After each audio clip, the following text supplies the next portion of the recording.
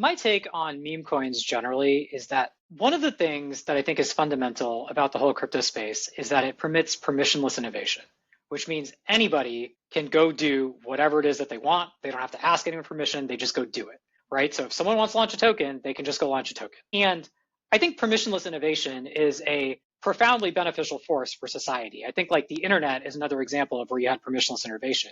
And you get a lot of really creative and beneficial things through that process, right? You get like Yeah. Google and Facebook and whatever. No doubt. Yeah. But at the same time, if you go to like the median website, it's going to be garbage, right? It's going to be some GeoCities, whatever. Like it's going to be nonsense, okay? Throwback. And like that's just like the nature of permissionless innovation, right? You get some good stuff and you get a bunch of crappy stuff, and like it is what it is, you know?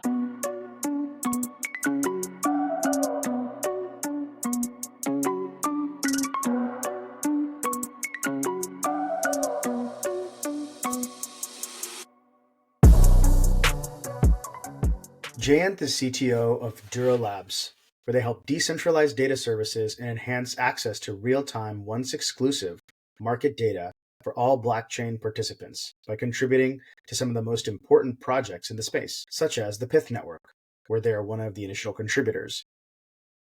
Jayant's really an early pioneer in crypto. He started in the early infancy of the movement in the 2010s, and in today's episode, he helped us better understand the space and shared his takes on everything from meme coins to the impact of the previous and current US administrations on crypto. We're excited to share this episode with you today.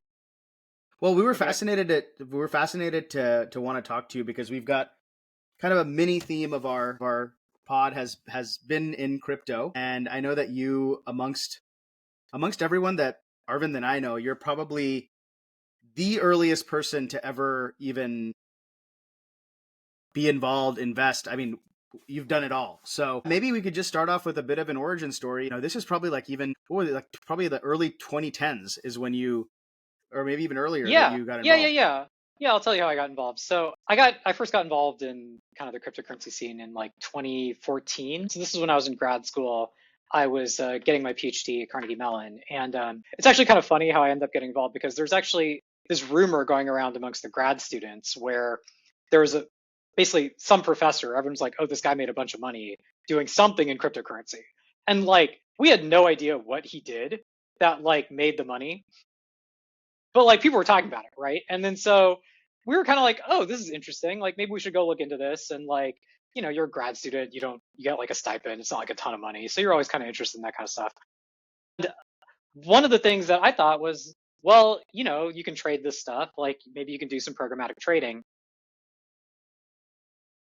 I kind of went and I did some research. I looked into the markets at the time. I set up a program to kind of trade out of my apartment. And this was really early days. I mean, this was before Coinbase had an exchange. I mean, it was way before most of the things that you probably know about in the space. So there wasn't actually a lot of competition. So I did pretty well by myself. So I ran that for a few years. That's how I got involved in like 2014. And then I ran that for a few years till about 2018. That was my first exposure to this space. Yeah, arbitraging different markets, right? At that time. Yeah, I was basically doing arbitrage across different exchanges. So you'll have one exchange where the price is 100, and the other exchange it'll be 99. People will say, yeah, there's the efficient market hypothesis, and that doesn't happen all that often. But when the markets are still pretty early on, it actually happens quite a bit. And you can be pretty naive, and you can actually do okay. I mean, that kind of stuff doesn't work anymore. The professionals are playing, and like the thing I did then is not going to work. But back then it was fine. So well, that's sort of the point of an arbitrage is that the window it closes at some point. Yeah, I mean, almost now, like that's almost definitionally part of what an arbitrage is, right?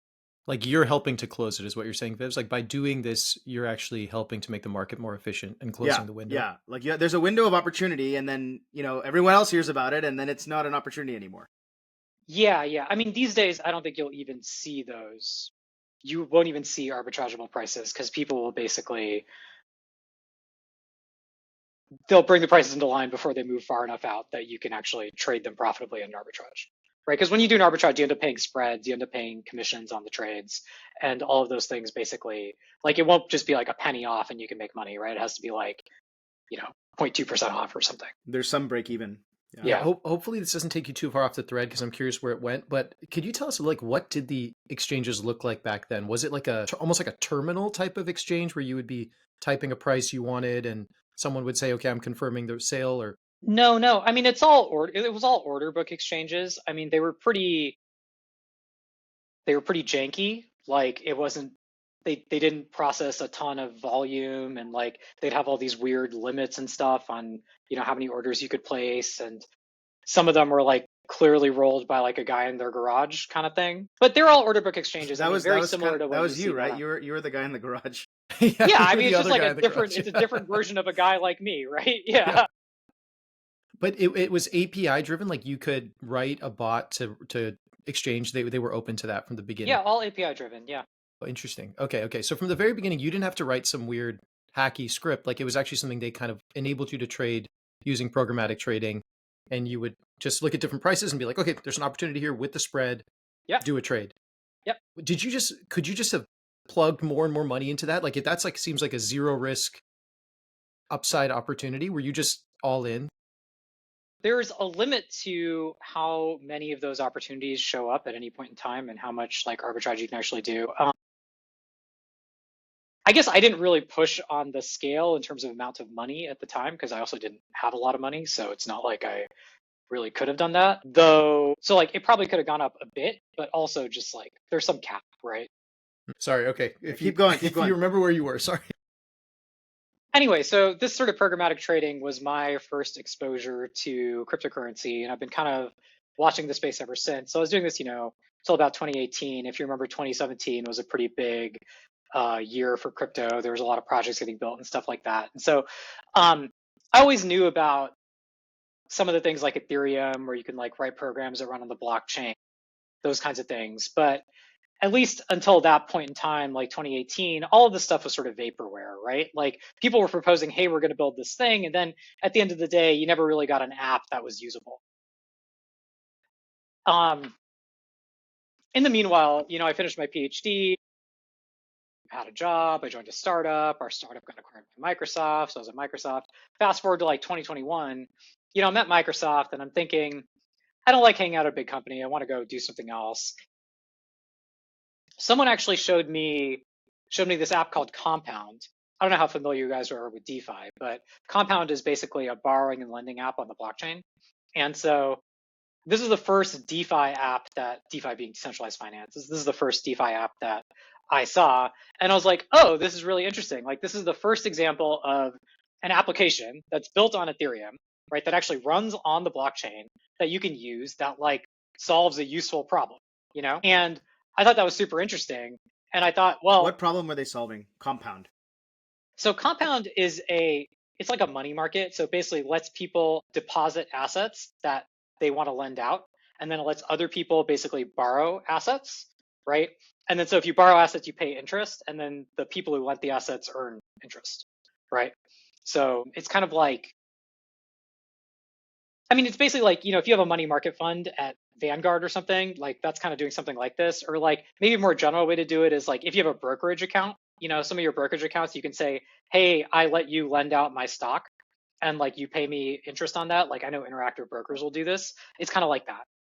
It sounds almost to me like a bank. Actually, it's just like a traditional bank, but instead of being run by a central institution, it's actually me just saying, I want to lend my money out to people who are going to take it and borrow it and then pay me interest on it.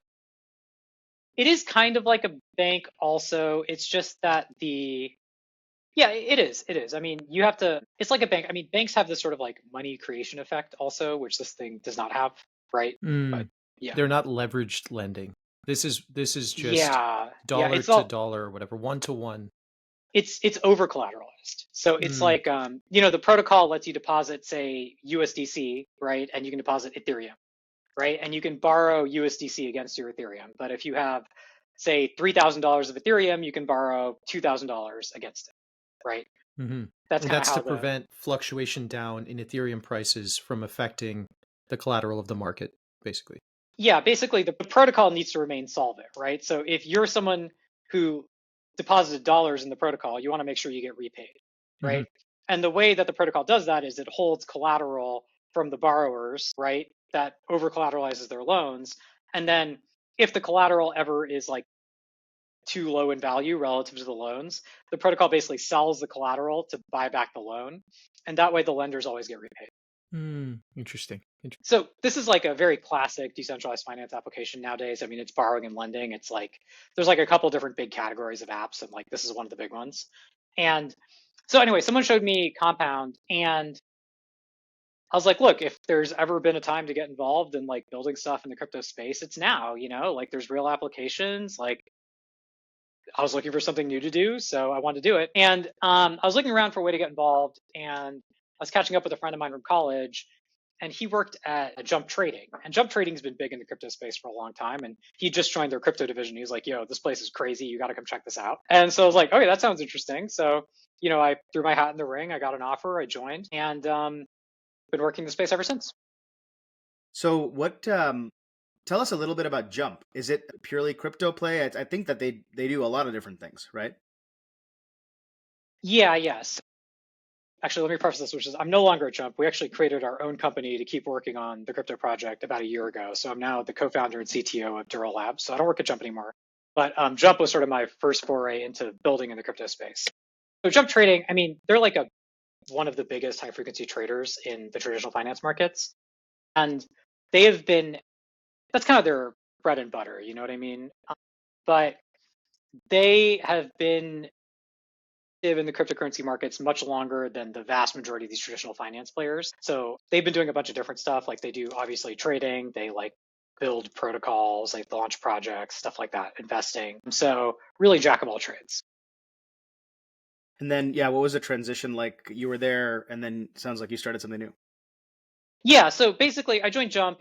We were building this protocol called Pith Network, which is basically, it provides market data for blockchain applications. And I'll tell you more about that later if you guys are interested. But we're building that protocol. And then, with all these crypto projects, over time, you kind of like try to decentralize them and have like different entities building the software. And so this was always going to be the case when we were at Jump anyway, is like, you're going to go spin out and form your own company to build it. And so we ended up doing that in 2023. So we're still working on Pith, but we have our own company called Dourolabs. Okay, I got to ask like the slow down version of that question because I didn't understand some of that. So when you're working at Jump, it was almost like you knew at that time, hey, this Pith application is going to have to become its own company at some point. There was a knowledge that was going to be the case. Even within Jump, they knew that would be the case too. Yeah. Okay. Yeah, totally. And so why are they paying you to do that when they know it's going to get moved out of houses? Do they get some sort of stake or something in the future company? So they still own a lot of Pith, right? Like they still own a lot of the project. Like it doesn't, I don't know, it didn't really cost them anything. Yeah. Right? They own it in the form of equity, or they own it in the form of, is Pith a coin or something that has value? Pith is a decentralized protocol that is governed by a token, and they own a bunch of the token, right? Got it. So the more people that use Pith, the more the value of the token is. Is that the way to think about that? I mean, look, token prices are token prices, so I don't know how you want to Yeah. It's This not is right. where- I don't this is where want a lot to of people- say what governs the token prices. It's like a stock price, though, in some ways, in which there might be fundamentals and then there might be meme stocks, and there could be a combination of the two acting on a lot of forces. Like the forces that act on it are there's a multitude of forces, but there could be some basic market force, like usage that makes it more prominent. Like with Pith, basically, whenever people use the data that's provided by Pith, they actually pay the protocol a fee, right? So you could argue that there's some, economics for the token based on that makes sense, right? Got it. Yeah. So the Pith, you could show Pith revenue, for example. And got it. Okay. So that's actually different than a lot of what I would consider in the colloquial view I have is meme coins that are often based on reputation or based on cultural value. This is actually like I could go theoretically to a Pith market and see revenue, profit. I could see multiples on profit the same way I might see a stock. Is Pith something I could pull up right now? I could trade Pith. Like I could go on and trade Pith coin. Yeah. Okay. Yeah. Interesting. So okay. I think what Arvind is trying to realize and maybe voice is that Pith is a revenue producing product. It is basically a business versus something like a dog with hat is just like a right. Yeah. It's just just a thing. The value of it is not tied to any underlying business revenue, anything like that. Yeah, that's certainly true, though I will say that I have certainly gotten much more skeptical generally about the connection between the price of a thing and like the underlying business or whatever. Because like even in like the stock market, this has gotten super tenuous, you know? It's like there's like Peloton stock, and then like you look at the price of that, and then you look at like how much money the company makes, and you're like, that doesn't make any sense. Like, there's no way that like anyone doing a discounted cash flow analysis or something could ever derive this valuation on the stock. So, I mean, this is somewhat cynical, but I've kind of come to the conclusion that all prices are memes, and even if there's cash flow, it's still a meme. Like, I mean, even something like basic, like price earnings ratio. I mean, price earnings ratio is a meme. Like, sure, the company makes earnings, but that doesn't mean you, as the holder of the asset, get any of that, right? So, like, I don't know. Yeah, Just a meme. everyone's betting is what you're saying. It's a huge betting market, and basically you're betting on something that you have no control over, that I feel like you can value whatever you want within it. A bunch of people could value the reputation of it. A bunch of people could value that the CEO is looks Yeah. strong now or something. It's like you don't know what people are betting on. Yeah. Yeah. You're basically just betting on what you think other people will bet on in the We'll bet future. on too. Yeah. And like, that's actually just how the stock market works, unfortunately. I mean, like, maybe there's like a set of like deeply discounted assets where like, you know, it pays you enough in dividends, or you can go, yeah, this one, like I could do the discounted cash flow and it makes sense. But it seems to me like that's like a tiny minority of financial assets these days. But it does feel fundamentally different to me that Pyth as a protocol makes money for the usage of the protocol. Whether or not you think this should be reflected in the Pyth price versus the dog whiff price, it feels different to me as a use case to say Pyth is a functional protocol that has a usage application that makes revenue compared to dog whiff, which is Sure, just sure. a thing that exists that I can just trade. Yeah, I think that's true. I think, you know, there's actually a lot of DeFi kinds of applications that have similar kinds of financial models where like the actual protocol makes money, charges some fees somewhere, and like you could draw an economic model based on that. So I don't think Pyth is like that uncommon in the grand scheme of like DeFi applications. Yeah. But yeah, if you're coming to You're this being from very the modest. I'll say you're being very modest, I think, because like I think that there's a world of various crypto applications and there's a really long tail of them that are, you know, what a traditional person who knows about markets and investing and what that kind of right, is will the long tail of that will be like, okay, that's there's no value there. That's just it's gonna go to zero at some point, and someone's gonna be holding a bag. Versus like, let's say you even delisted a big public company, they're still making money, they're still making revenue. They could theoretically go get valued at some level somewhere else, right?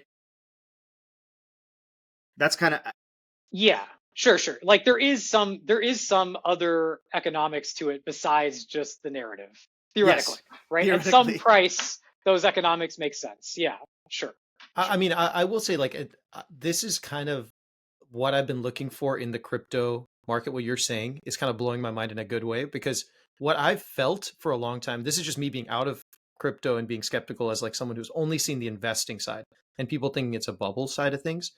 There's like real value creation going on that people are paying you for that underlies the basics of your stock or whatever it is. Okay, now maybe you don't think that that's how all stocks are valued anyways, but I'm saying I've felt for a long time that the whole market hasn't felt like it's based in that type of value, and I haven't Yeah, heard that many applications, and I think it's just that I'm not in the space, so that's why I don't Yeah, know I think about we're not them. in this space. So, and I think actually one question I wanted to dive deeper on with you, Jayant, is actually very related to this, which is that there's this creation of these meme coins and things that seem to tie, like the latest one is the Trump coin, the Melania coin, right? Like right. they're essentially just like, there's no underlying, business or anything there except that it's associated the name Trump. And it was put out and people seem to really like that. Trump is really popular right now. So people go out and buy it, increase the value of the coin, whatnot. Now, do you think that those types of products or memes, coins, are net good for crypto at large or bad, or it's just neutral? It doesn't really matter. My take on meme coins generally is that one of the things that I think is fundamental about the whole crypto space is that it permits permissionless innovation, which means anybody can go do whatever it is that they want. They don't have to ask anyone permission. They just go do it, right? So if someone wants to launch a token, they can just go launch a token. And I think permissionless innovation is a profoundly beneficial force for society. I think like the internet is another example of where you had permissionless innovation. And you get a lot of really creative and beneficial things through that process, right? You get like Google and Facebook and whatever. No doubt, yeah. But at the same time, if you go to like the median website, it's going to be garbage, right? It's going to be some GeoCities, whatever. Like it's going to be nonsense, okay? Throwback. And like that's just like the nature of permissionless innovation, right? You get some good stuff and you get a bunch of crappy stuff, and like it is what it is, you know? Yeah, and I think that's actually a really I think that's changed my mind about how I'd view it in some ways. Just hearing you say that. The other follow up question though is I want to push back on one thing you said, which is like permissionless innovation. People kind of just put anything they want out there. Well, what we heard in our last conversation with Ankit, who's also been in the space, I think you were crypto V1. He was maybe crypto 1.5, which was he started getting involved in the 2017 timeframe when things started going a little bit more mainstream. This I still wouldn't consider it really that mainstream even today, but more mainstream.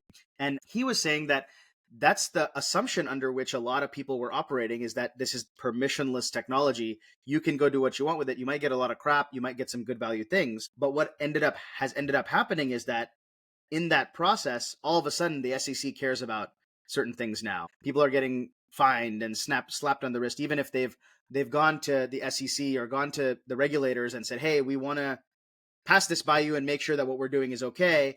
And they had no guidelines, no rules that were given to them. And then, later on down the line, all of a sudden it was illegal to do that, or all of a sudden it was breaking some protocol that was there or something like that.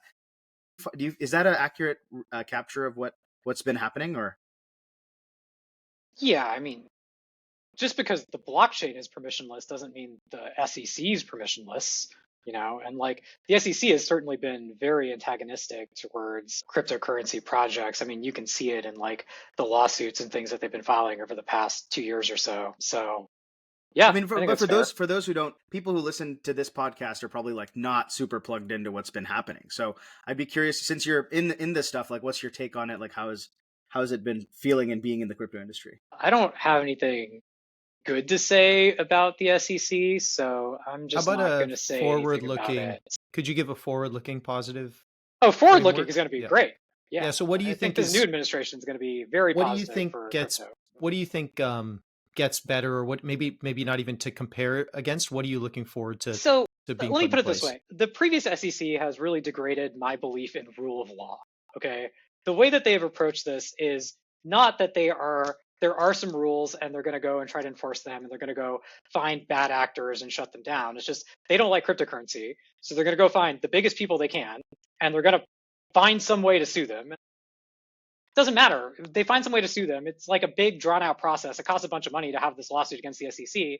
And then like that is the punishment. You know what I mean? Like if you're Coinbase, like you can afford to fight this. And like, I mean, actually the SEC has not come out looking good in any of these cases, let me tell you, right? But if you're like a small company, I mean, you're dead. Like the lawsuit kills you, regardless of whether or not what you're doing is right or wrong. Yeah, it's people call lawfare now. Yeah, totally. And people being in some of those instances, people who have started those companies and been involved, getting debanked and not having the ability to even generally operate, have a credit card to buy gas. Yeah, totally. So are you saying moving forward, the clarity that you're going to get from the legal system on what's allowed and what's not allowed is really what you're looking forward to? I mean, I would love to get clarity. I'm not saying we're going to get clarity, but I am saying we're not going to get sued arbitrarily, which is a big win. So yeah, I mean, I guess given that you've been operating under the previous environment for a couple years or a year and a half, and then now going into this new one, what did that? I mean, you must have a pretty big risk appetite. I mean, like, how did that feel actually? Because you're kind of a pioneer, forging a path in a new company, doing something interesting in crypto, right?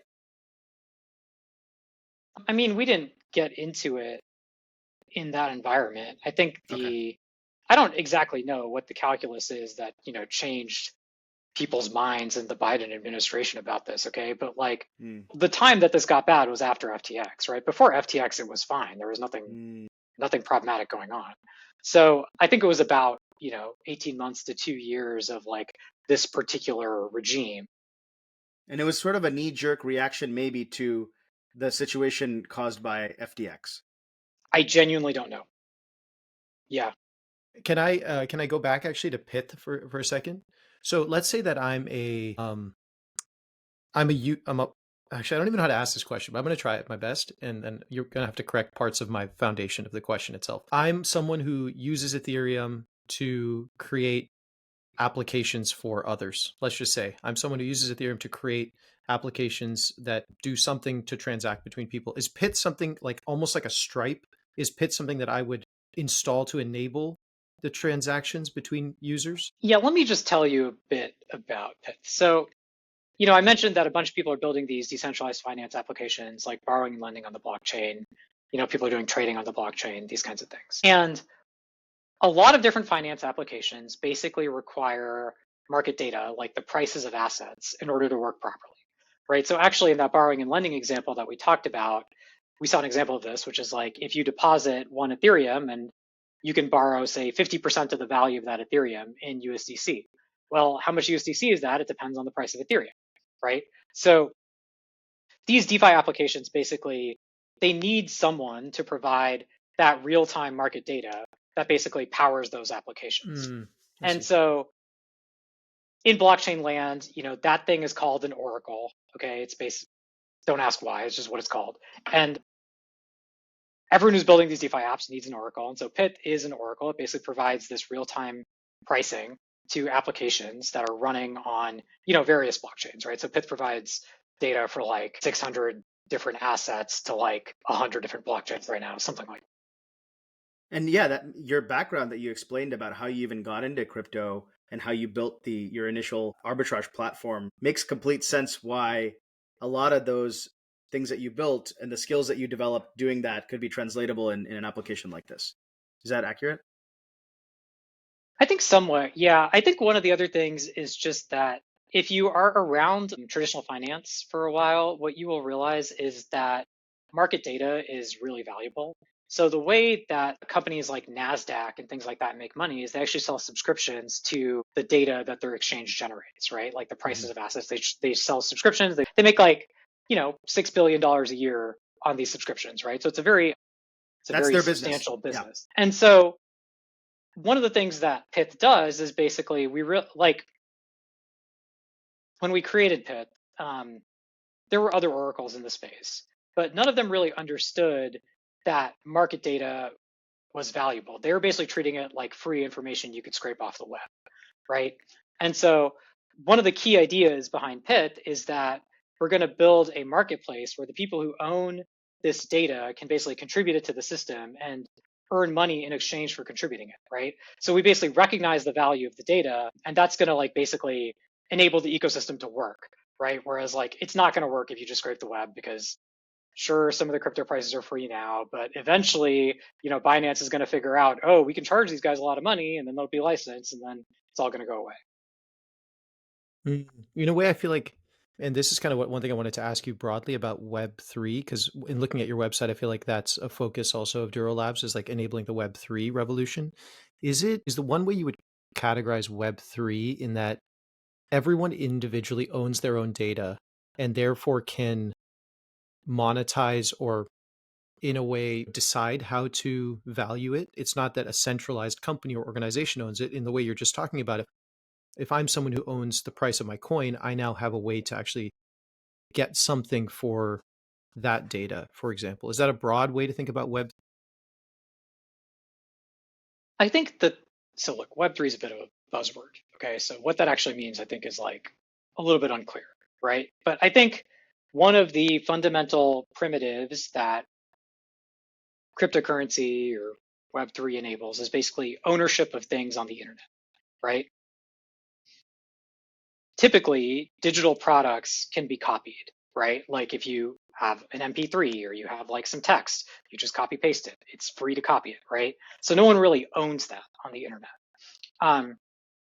What you get with cryptocurrency is you actually have ownership. Like people can own, a specific amount of a currency, or they can own a specific NFT or things like that, right? So that's kind of like a primitive. Like ownership is a primitive thing that can exist now on the internet. Now, how we use that, like, can we use that to own people's data and have a market for that or whatever? I think that's TBD, right? Those are applications that need to get built on top of the fundamental primitive. Hmm. So what do you think Web3 looks like in 10 years? And I'm saying Web3 again is this nebulous thing that I'd like you to help define. Like, Yeah, what are the things you're excited about the internet? I don't know if that's even the right way to say that, but the yeah, Web3 platform looking like in let's say 10 years? that's a good question. I think it is pretty clear to me that basically all asset ownership and exchanging is going to happen on the blockchain, right? Like that's kind of the core innovation, right? Is this like programmable internet money, right? That people can own. And that's an extremely powerful thing. Like as someone who, is a software engineer, it enables you to like write applications that would take, I don't know, 100x as much code if you tried to do it using the banking system or something. So it's like it's crazy powerful, that programmable money. And so I think it's clear that all the ownership and um like exchange, like trading is all going to happen on the blockchain. I think there'll be a lot of payments on the blockchain as well, right? Stuff like Venmo, things like that will probably run on the blockchain. I think it's like that's probably maybe the obvious stuff. I think there's stuff that's like a little more subtle that I don't exactly know how it's going to play out, but I think there's the potential for it to happen where like you can actually embed payments into other protocols to like solve problems. Like for example, you know, there's a bunch of problems on the internet that basically come down to the fact that it's free to send people traffic or it's free to send someone an email, right? And you have these like spam problems or these DDoS problems. And like the fundamental reason for that is because there's no pricing associated with this thing in the protocol, right? It's just like anyone can do it and then I can do a lot of it and then I cause a problem. And so like there's actually the potential to take some of those like more fundamental internet primitives and like put markets on them and like have actual economics so that you kind of eliminate a lot of these classes of issues that exist. I think that's going to be interesting. I don't know exactly how that's going to happen, but there's definitely something there. Is it so? Can I dive into your? It's harder to write code for the current financial system statement. Is that because you have incumbents that are protecting your ability to interact with the money, and so it's like much harder to get into their systems? Or is it like fundamentally something about dollars and the way that currency exists off chain that makes it harder to write code for that? I think it's that you have to interact with other people's systems, first of all. And then another thing is that whenever you do that, you end up with this situation where you have like two different sources of truth because like you have your accounts and then like the people you're working with have their accounts and like those things might not reconcile and they won't. Mm, hmm This is actually something that happened to me when I was doing programmatic trading all the time, which is like you trade and you're pretty sure you traded the thing, but then they don't think you traded it. And then it's like, well, like what happens, right? Now my accounting is off from your accounting and then you have a So what problem, happens then right? in that case right now? It's not an immutable ledger. Is that kind of what you're talking about? It's not like everything is recorded everywhere correctly like it would be on a blockchain. It's not a shared ledger, right? So here it's a shared ledger. So everybody's looking at the same state, right? And that actually simplifies things a lot. Yeah, because I think the other pieces that I've started to sort of try to wrap my hands around are just like, and you can probably elucidate this a little bit for us because you're so familiar with it, which is interacting with the Fed and actually building products requires you to be a bank. Like you have to, in order to be at like a fundamentally close level to the actual ground truth transactions, you actually like have to be a bank and like write the right technology to actually interact with that. Versus like what most people are doing who are building, let's say a fintech company, is they're working through a bunch of middleware providers that force you to do things in certain ways. And it's like the sort of spaghetti soup that you hear about is just like people in fintech cobbling together a bunch of different middleware solution providers that stand between essentially the Fed and your application. Yeah. Yeah, totally. So, okay, so it's harder to write code for it. It's therefore easier for a coder to create an application where money is transacted through the blockchain, money being tokens or value. What's the customer side of that though? Because like for me, using dollars right now within the economy is a lot easier than it is to use cryptocurrencies. It's just not accepted at a bunch of places. How does the transition happen? Like I understand how the transition would happen on the back end, where it'd be easier to write, but how do you get it to start to happen on the front end? It's a good question. I mean, certainly it's not the easiest thing to go and get a cryptocurrency wallet today and like, install the browser plugin and get a ledger and all of this stuff, right? So the And user why experience isn't on that that is easy? not great. Yeah, why isn't that like I've always wondered that now. Like why can't I just go and get a crypto credit card? Well, I mean, I think you can get a crypto credit card. Like, I just think getting a good user experience on things takes a lot of time. Mm, It's like it's hard to identify the full set of problems that people run into, and like it's just not easy mm, to do. You just got to keep sanding down the rough edges until you kind of get enough of them that people adopt it. mm.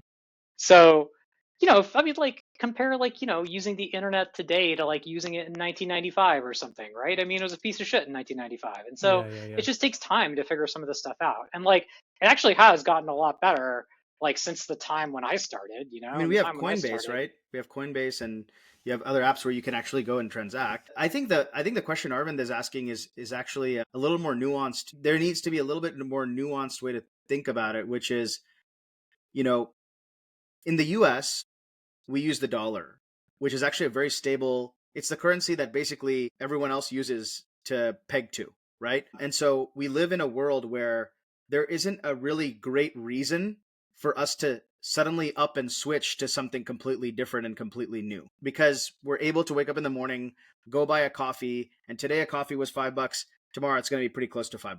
I think in other parts of the world, that's not the case. Like a lot of people don't have that kind of level of the level of inflation in certain currencies, or the value of currencies are very volatile. In those cases, I think you probably see a faster adoption of cryptocurrencies to actually be used for transacting on everyday things in places where they don't already have a good way to do that. Is that accurate? Yeah, yeah. I have a couple thoughts to this. So, first of all, one thing I'll say is that adoption of cryptocurrency is certainly higher in other countries versus the US for exactly the reason that you said. And this is something that I've actually seen because we're a remote company. So we hire anywhere, we don't care. And we'll interview people where it's like, yeah, I keep my life savings in Tether, right? On the blockchain because the currency in my local country just like depreciates and like I'd rather have dollars. So I'm going to hold USDT on the blockchain and everybody does that. Like that's just how people save here. So that's definitely true. The second thing I'll say is that I think there is a hierarchy to how applications will take off and which applications come before other ones. And I think the primary use case of cryptocurrency is actually saving because the fundamental primitive is just you own it and you keep it and you don't think about it. Okay. Like in the same way that the fundamental thing you do with your Tesla stock is you hold it, like you just bought it and it just sits there. Like that's the majority of the use cases, it just sits there. Right. So like that's actually the fundamental thing. And cryptocurrency actually does a great job of that already. I mean, like you can buy your Bitcoin, you can put it on your cold storage wallet, and then you can forget about it. And like it just sits there, right? Or like same with your USDT if you live in Argentina or what have you. So I think that's like the first use case, and it is actually getting adoption, and you can see people adopting it, right? And then from there, you're going to get other use cases, right? So you'll get like trading. It's like, well, how do I get my Bitcoin? It's like, well, I got to go somewhere and I got to buy it. So, okay, we need trading, right? And then it's going to be like, well, enough people are holding their assets and enough people have this asset such that I can do payments, right? Because with payments, you actually need two different people to be onboarded to the cryptocurrency ecosystem before it works. So, like, if I go to a shop and the shop accepts crypto payments, but none of the customers have crypto wallets, like it just doesn't make sense, right? So like you kind of need to have enough adoption, I think, on the earlier use cases before you're going to see stuff like payments really take off, right? Now, one thing I will say is, we're a crypto company and we pretty much settle with everybody on the blockchain. Like, it's just better. It's easier to send USDC, to their wallet than it is to do anything else, right? So in the cases where like it is supported on both sides, I think it is preferred. Yeah, and I think Arvind and I got into a little bit of USDC in a previous conversation, but for those who don't know, and it's like a fundamental piece of actually getting adoption there is USDC. So could you explain a little bit about USDC? Sure. So USDC is, I mean, it's a okay, so it's a stable coin. Okay, so there's a thing called the stable coin, which is basically just like it's a representation of a real world currency on the blockchain, right? So there's different stable coins for different currencies. I mean, the biggest ones are USDC, which is by Circle, right, which is a US company. And there's another one called Tether, which is actually bigger than Circle, but it's offshore. And the way these stable coins work is very simple, which is like there's a company and someone gives them $1 and then they put the dollar in the bank account and then they issue that person one token, like one USDC token. And then like you can give them a USDC token and they'll give you $1, right? So they basically just like convert dollars to tokens and tokens back to dollars, right? And that's how they maintain the price of USDC at $1, right? So basically these stable coins are just representations of dollars or euros or whatever on the blockchain. So if this did get adopted at a wide scale, do you see a role for central government like Fed, the kind of way that the Fed works right now in controlling interest rates and the monetary supply? Do you see a role for that in the future, or do you see this working in some other way? I mean, at least with this stablecoin mechanism, whatever monetary policy the Fed currently does just applies. Because basically all that Circle is doing is they're taking money in the traditional banking system and they're giving you access to it on the blockchain. Sure. Right. They're like blockchainizing your dollar, whatever. Yeah. So I don't think it really changes anything with respect to like macroeconomics or how the Fed manages the economy or anything like that. It's just sort of like a gateway that brings it onto the blockchain. Is that true even, sorry, just real quick before you go to the next thing, is that true even in foreign currencies? Like, let's say I am in a different country and I give USDC, I try to buy USDC, but I'm giving them a foreign currency. Does the US government, is that just increasing the dollar supply without the US government understanding that it's increasing the dollar supply? Because now I'm holding Angolan currency and giving out dollars. Someone could do that. I mean, Circle doesn't do that. You have to give Circle $1 for them to give you a USDC, right? Mm-hmm. So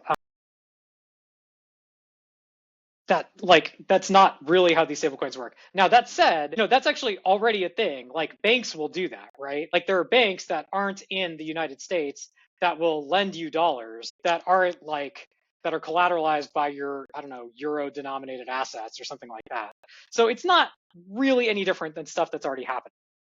You just need to, you basically just need to, it's basically just like that infrastructure already exists to convert your currency into $1. The point of using $1 is because it's so stable, right? For Circle. There's a difference between converting something into $1 and creating $1 by lending it against an asset that is, maybe not within the U.S. jurisdiction, right? Got it. So there's this step. So it's maybe to go back to the Fed argument though. There's this step one where it's like people are transacting in Bitcoin. Sorry, not Bitcoin, in crypto, maybe stablecoin, almost as like a better protocol for transacting money. It's just basically I'm transacting in dollars, but I'm transacting in digital dollars that are based on the blockchain. That sounds like a great first level application. Then is there another world you see where it's actually like, I'm not even using the dollar. Now I'm Bitcoin denominated, or I'm like crypto asset denominated by some of these coins. And well, that's the original intent, right? That's the original intent of it. Well, that's the way I've always thought of it, but I like this middle ground thing because it feels very natural to me that would be the transition point. But like, is there a point at which you think that we become non-federal government monetary denominated by something like Bitcoin that's not controlled by a Fed? I think I can see it happening, but you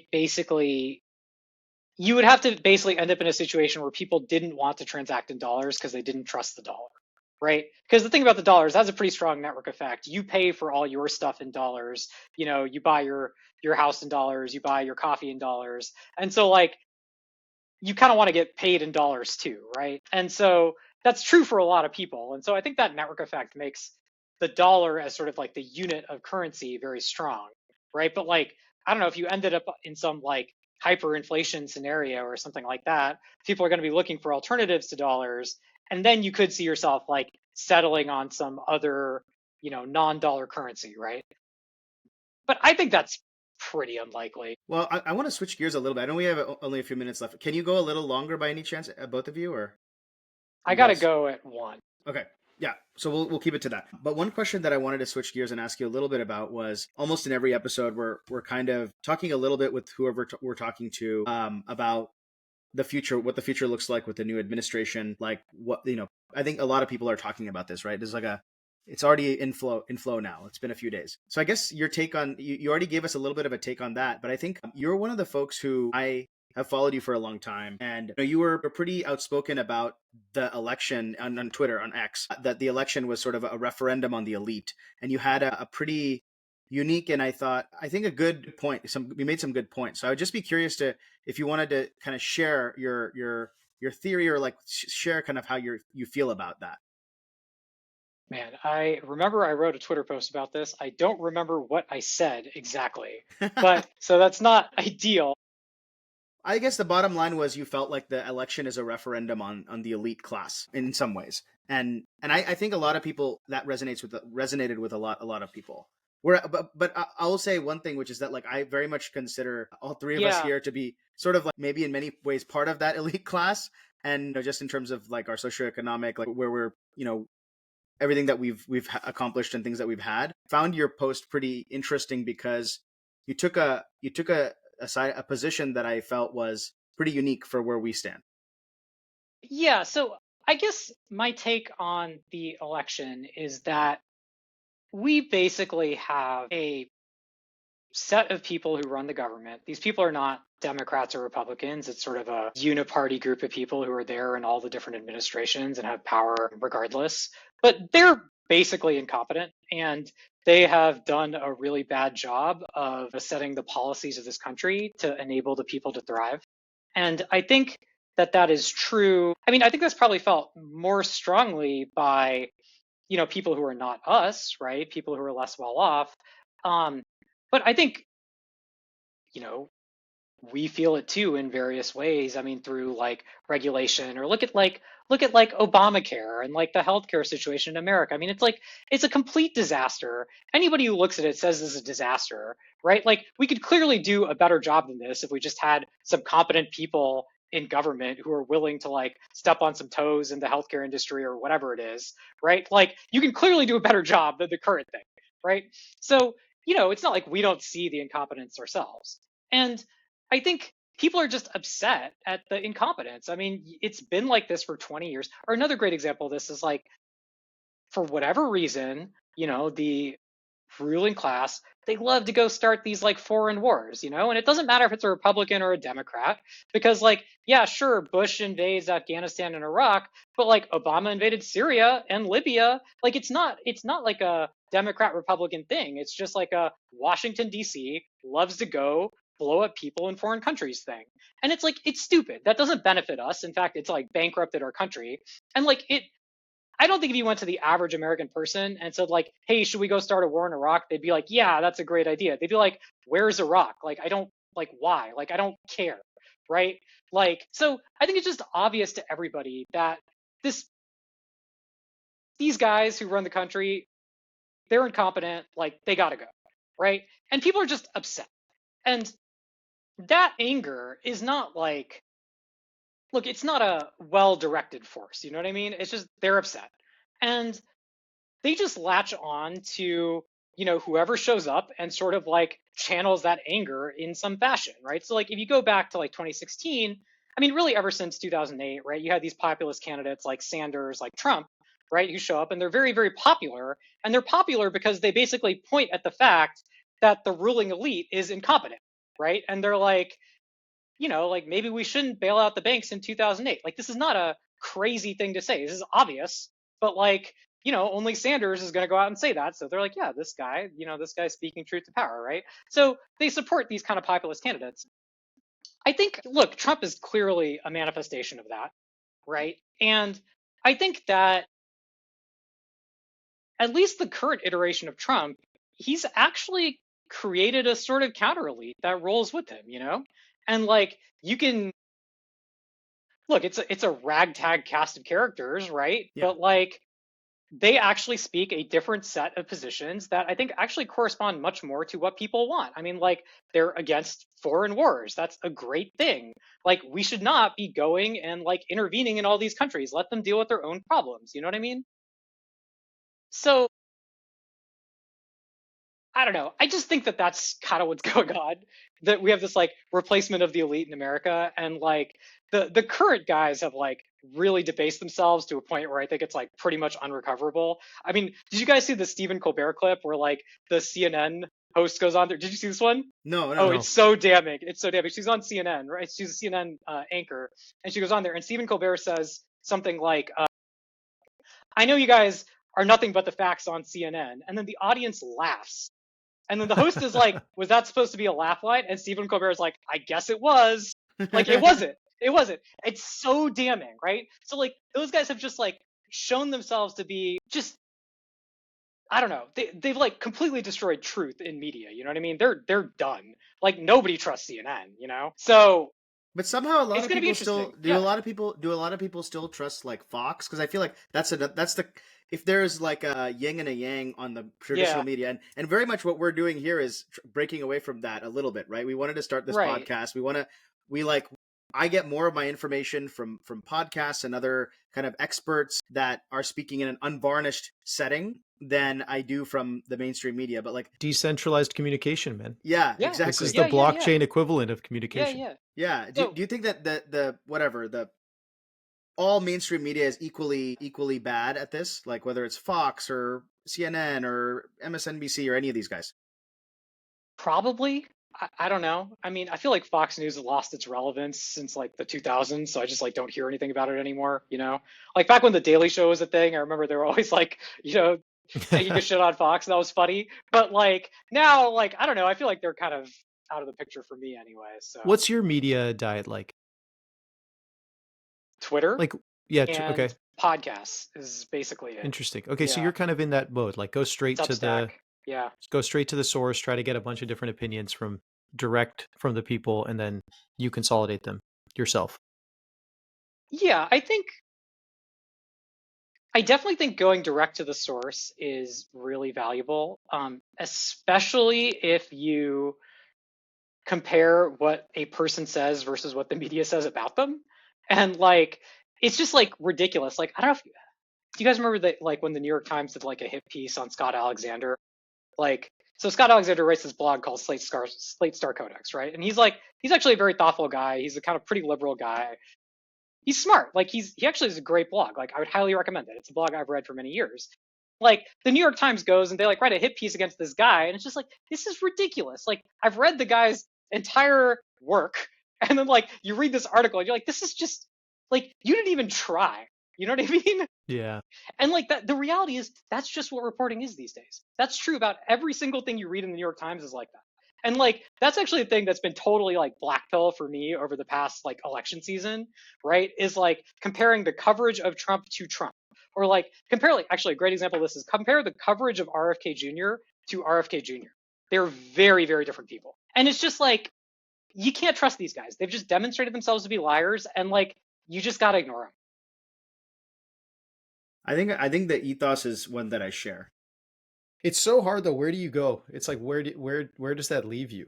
I think you just go and you judge for yourself, and you read sources and you don't think they're reliable, but you say, look, I'm a reasonable person and I can try to discern the truth when I see it, And you go to source video when you can, you go to source audio when you can, you listen direct from the person or the people. Yeah. You listen to people. Don't overreact with sound bites, I think is the one thing that I've learned. Everyone is clickbaity, basically. Whether their website looks it or not, that's how they make money.